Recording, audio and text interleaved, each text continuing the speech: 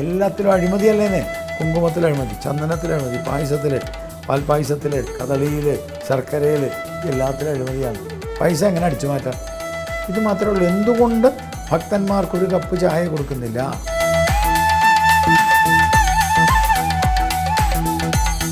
അമ്മമാർ, എനിക്ക് അത്ഭുതം തോന്നുക, അവർ വിളിച്ചിട്ട് എനിക്ക് മോനെ എങ്ങനെയെങ്കിലും ജയിക്കണം നീ, ഞങ്ങൾ പ്രാർത്ഥിക്കുന്നുണ്ട് എന്ന് പറഞ്ഞിട്ട് എന്നെ വിളിക്കായിരുന്നു.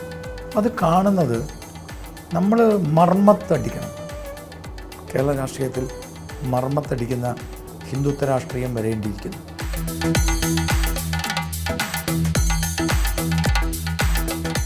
ഗോപാലകൃഷ്ണൻ, ഒന്നുകിൽ താങ്കൾ ജയിക്കും, അല്ലെങ്കിൽ ഇനി മുതൽ ഇടതും വലതും ഒരു ഹിന്ദുവിനെ ആയിട്ട് സ്ഥാനാർത്ഥിയാക്കുക. ഇതാണ് മാറ്റം. അങ്ങനെ വേണ്ട. കേരളത്തിൽ ഏതെങ്കിലും ഒരു മണ്ഡലത്തിൽ 7 പേരെ തീവ്രവാദികൾക്കൊന്നും ഒരു സ്ഥലം ഗുരുവായൂരാണ്, വേറെ എവിടെയാണ്? അപ്പം ഗുരുവായൂരപ്പനേക്കാൾ താല്പര്യം ഇവർക്ക് ടിപ്പുവിനോടാണ്. തന്ത്രി ചേന്നാസ് പോലും ആരുടെ തടവറയില്ല. ഞാനത് പറഞ്ഞാൽ അത് കൂടിപ്പോകും. അതുകൊണ്ട് ഞാനിപ്പോൾ അത് പറയുന്നില്ല.